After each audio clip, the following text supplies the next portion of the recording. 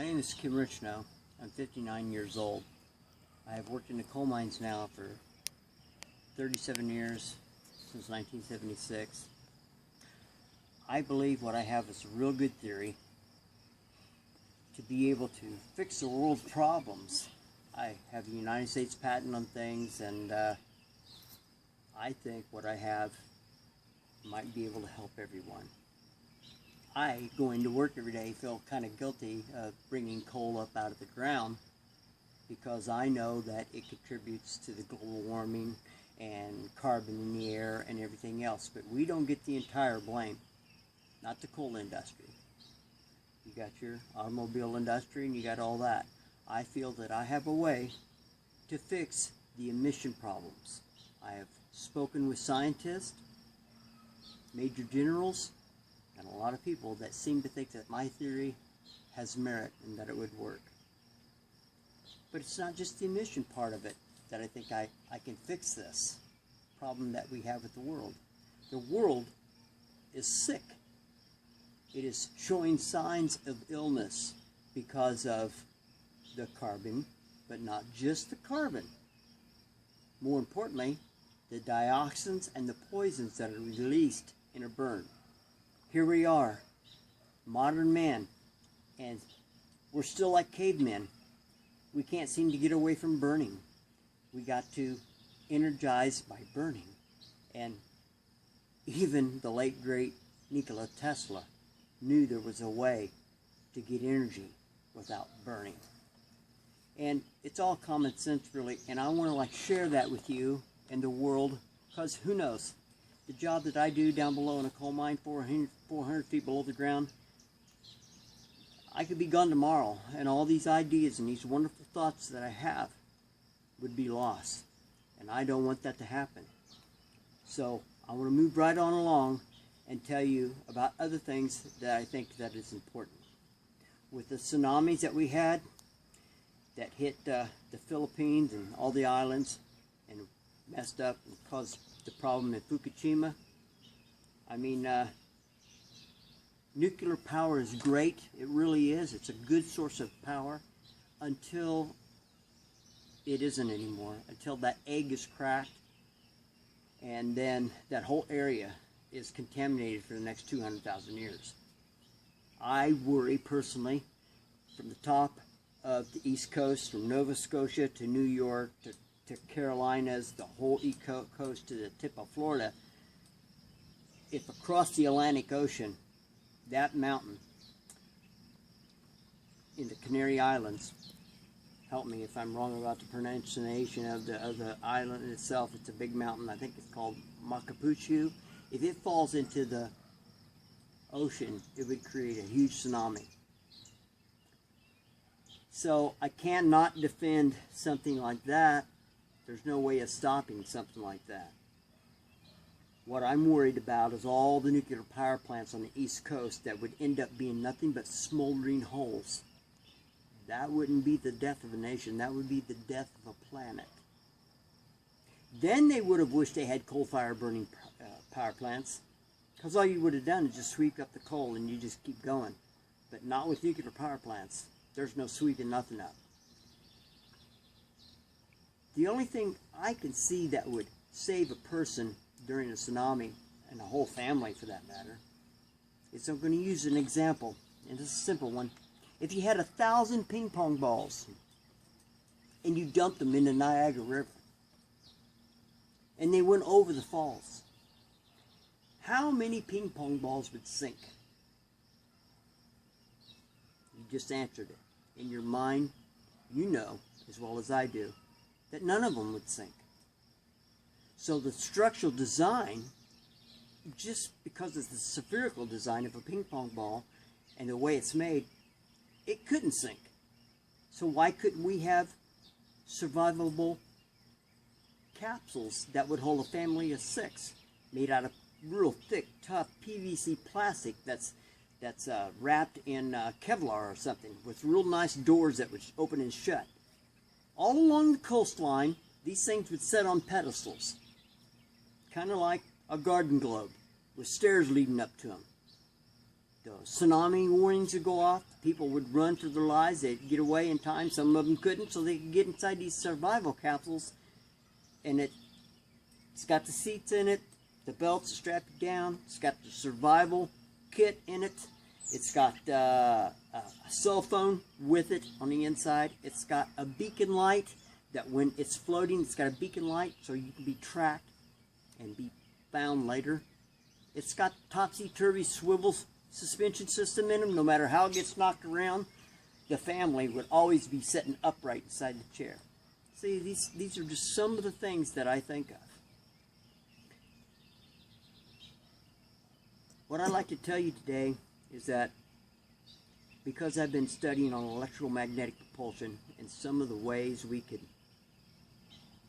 fix the world's problems, first we have to go about it as if a doctor was working with a patient.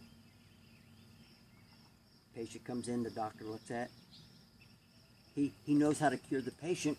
He's seen this problem before, and he systematically starts doing the right things to be able to get the body to react to the medicine or to work better. Well, the earth is the same way. It's ironically true in a sense that all the cells in a human body is round. They say, oh, we could never travel the speed of light. The speed of light will never be achieved. The speed of light exists already in the human body. In the human cell, deep within the core of the human cell, kind of like the core of the earth itself, there is a energy point. It's called the magnetic X. It's in every human cell, and you've got millions of them in your body, and they replenish themselves. As they die off, they make a new cell.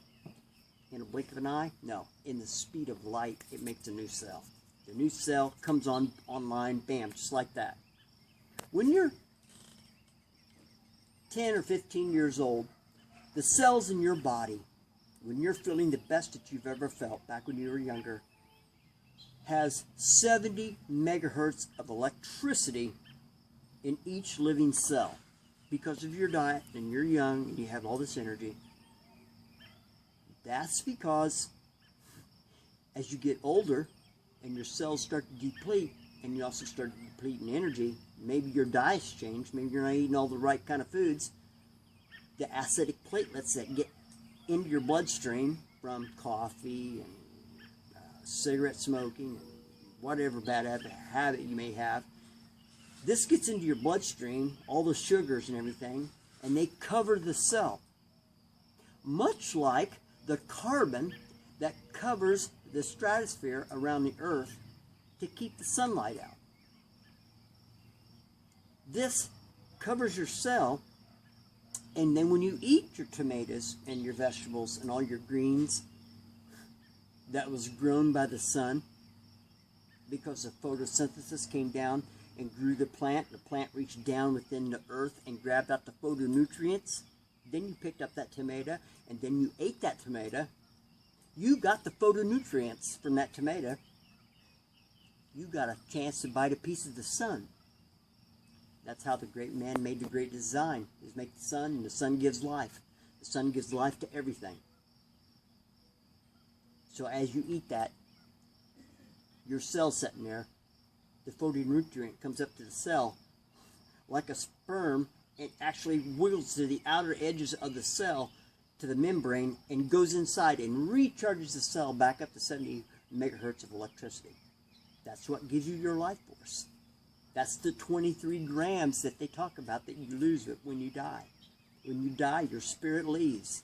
Your spirit leaves that cell in your body. Your body becomes cold. That's what your spirit is. Your spirit comes from the sun shining on them plants, you eating the plants, you getting your body replenished with all that energy, and that is your spirit. That's what keeps your soul going. Don't you see? That's my theory on how I believe our earth is so sick. Because in a bigger scheme of things, our earth has been on a bad diet, basically. It all started back during the Industrial Age. When you talk about the Industrial Age, you talk about the men who built America. J.P. Morgan, Carnegie with the steel mills, Ford and Chevrolet, and on and on and on it goes. They couldn't have built America had it not been for the coal industry. We are the leading and the foundation of this country that helped build this America. If it wasn't for the coal industry keeping lights on during the factories that built the military, we wouldn't have won World War II. So it's very important to realize we are the foundation of this country. We need to be able to hang on to our coal companies and our coal mines, because I have a way of curing that problem of the carbon. If it's such an issue and you think that it is, or that it's really, really bad, that the EPA wasn't even existing way back during the Industrial Age. Do you see that there was no such thing as an EPA back during the days of Carnegie and J.P. Morgan and everybody that was pumping all kinds of carbon into the air? That's where all the problem began. And they had no regulations back then. So up there right now, you've got tons and tons and millions of tons of carbon that's floating around that are so closely together, like sand pebbles on a beach. It's not letting the right kind of light come down and shine onto the earth like it used to. 200 years ago, this planet was like a terrarium. It was beautiful. The jungles were beautiful. Everything was green and lush. Things grew better. But because of our industrial age, and because the way we live, and because of the poisons and the chemicals and everything that you can imagine put together, it's making our earth sick. And she's trying to warn us. She's trying to let us know. Each and every time there's a tsunami or an earthquake or something that happens, that's because there is an adjustment. She's rolling over in bed, so to speak, and groaning. And we're paying the price when the land breaks up and there's tsunamis and stuff like that going on. We can reverse that. And here's how we do it. You don't want to have sequestration. Sequestration, what they want to do is, if it's bad going in the air and you don't want it in the air, they've been taking it and pumping it underground, pumping the carbon underground. You can't sweep problems underneath the rug. That does not work. The environmentalists that worry about the air, yeah, I'm right there with them. I'm a coal miner, and I wish we could put an end to it and a stop to it. But you can't take and pump it underneath the ground so it'll come out in the groundwater 10 and 15 years from now and kill all of our children and all of our families. So what do you do with the carbon? There's 3 things that we can do to clean up the emissions, and I'm going to give them to you right now. There's nothing faster than light. I've already explained that to you, the speed of light. There's nothing other than the speed of light that's faster than sound. You use the speed of light, a flash of light, an arc light, and sound. And you take these 2 things, the light and the sound, and you have a containment system, a containment room. So when the emissions get burnt from the coal, they go into this containment room just before they go to the smokestack, and then go on up into the to be released into the sky. So there's one more thing. When the light shines and the sound hits the emissions as the smoke is traveling through the containment system, the smoke is being hit by static kinetic shock waves that is blasting it at a high-pitched frequency. What that does is, you know, that high-pitched frequency sound wave can blow glass apart, can break wine glasses. I mean, they were even thinking about using sound waves as a weapon at one time in World War II. Thank God it never came to fruition. But when down on the molecular level, down on the small cellular level, when the smoke is coming through the containment system, that sound wave hits it, it pulls it apart where it's bounded together. The materials are pulled apart as the electrical flash, like a lightning bolt, hits it at that point.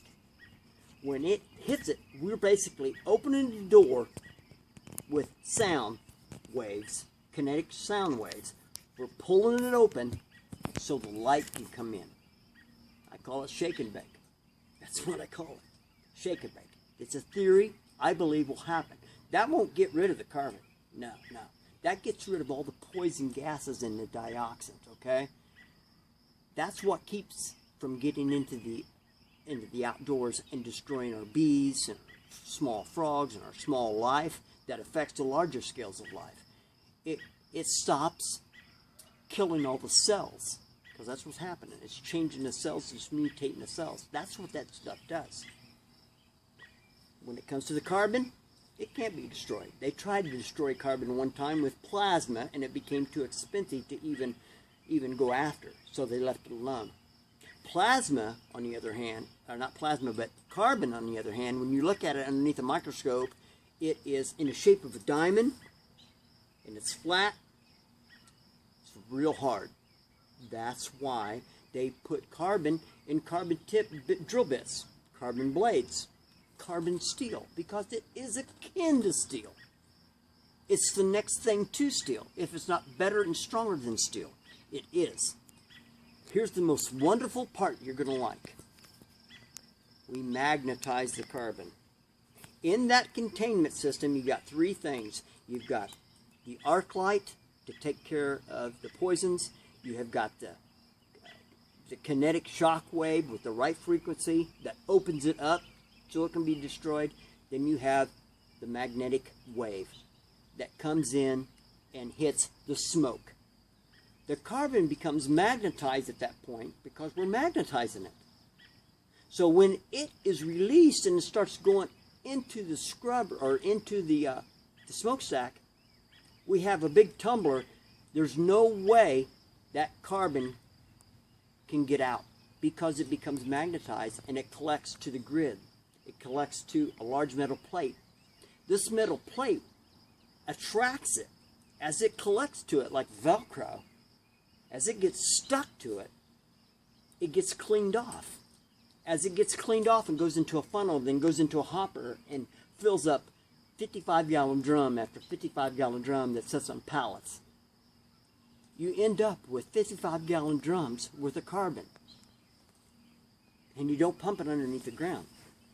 What you do with that carbon is you take it back to the steel mills and you make steel beams for buildings, for skyscrapers. And you're talking 10 times lighter, 10 times stronger, and there won't be no airplanes knocking them down. You take it to Detroit. You start building cars that are 10 times stronger, 10 times lighter, with suspension systems that are just amazing with this kind of stuff. In the cellular world, when you're talking about cell phones, we're running out of silver to put in these cell phones. In the electronical world, we're running out of silver. And that's where carbon comes in. It's lightweight, it's plentiful, we can use it. Not only is it metal-like, but it can conduct electricity. So now you're having a cell phone that will have more memory and more capabilities than ever before. So instead of taking something that once was detrimental to our health, we're taking it and we're utilizing it and we're making it good for mankind. All I see is, from all these things that I've suggested, is that we're helping mankind out. Financially, economically, we're creating jobs by coming up with stuff like this. Before I go, I'd like to let you know about one more thing. I've invented what I believe would be the best motor for any car. Is my electrical magnetic motor on my website called the MV8, Magnetic V8. Combustion engines, that's been around forever.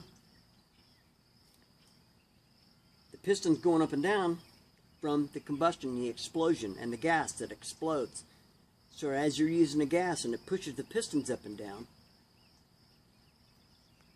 my motor don't work that way. The pistons go up and down because a magnet on top of the engine, a magnet on the piston, and a magnet on the bottom of the cylinder wall. You're dribbling your piston going up and down inside the cylinder with a magnetic wave that's bouncing the piston back and forth, kind of like if you was dribbling a basketball. Okay? You have the same firing order, all right? How are we going to, the question that you got in your head is, how are we going to get the power to those electromagnets to fire them pistons up and down? And why wouldn't it magnetize things to where it wouldn't work? See, these are all issues that we'd have to cover when we make an electrical magnetic motor. Well, I done thought this all out. Electromagnets are a wonderful thing. They're not even electromagnets. They're a chunk of steel until they're hit in a nanosecond with that electricity. They become electromagnet. So at that moment of time when you need them, they come on, boom, and they explode, and they blow themselves apart. So now you got a combustion engine that's got two combustion cycles. You got it being, number 1 piston being blown down in the cylinder wall, while number 8 is being blowed up. So now you got a piston being blown down and one being blowed up, and vice versa. Every one of them pistons, as they go down, the other one opposite it comes up. So you have a much well-balanced engine that's not trying to knock the mains out of the bottom of the crank. Everything is in tune, so much smoother. But where does the power come from? Okay? Not a battery, not a lithium-ion battery that will go bad, or that can potentially be a bomb. No. It's a stator. A stator? A stator motor. Briggs and Stratton made them. Nikola Tesla made them. When you spin a magnet around a coil and you create spark. On a basic lawnmower, Briggs and Stratton. When you start it, when you initially pull the cord, you make 14,000 volts. That's amazing to me. 14,000 volts on a Briggs and Stratton, little Briggs and Stratton motor, garden mower. And then when you're out there cutting the grass, you got 20,000 volts. In order to explode the gas in that cylinder, seems to be a waste to me. That seems to be doing a lot for nothing. When you could take and have electromagnets, and if you sent just 110 volts to an electromagnet, the electromagnet would blow the piston down and then blow the piston up, and you get the same thing, and you wouldn't be burning gas. So what I figured I would do is around the flywheel on the transmission of a 302 Ford, you got it notched out and machined out to where the magnets go. And then around the bell housing, you got all the stators. This is just an enlarged version of a lawnmower setup, of a Briggs and Stratton lawnmower. But instead of pulling the cord, you simply turn the starter on. When you turn the starter on, it spins the flywheel to start the motor, but it's creating the energy right then. We're figuring somewhere around the neighborhood of about 80,000 volts. So you got 80,000 volts at your disposal that goes into a control box. And in that control box, you got your switches and your relays that go to the foot pedal switch, which is no longer a gas pedal in your car. It becomes a tram pedal, like a tram pedal in a golf cart. So you want to go forward? No problem.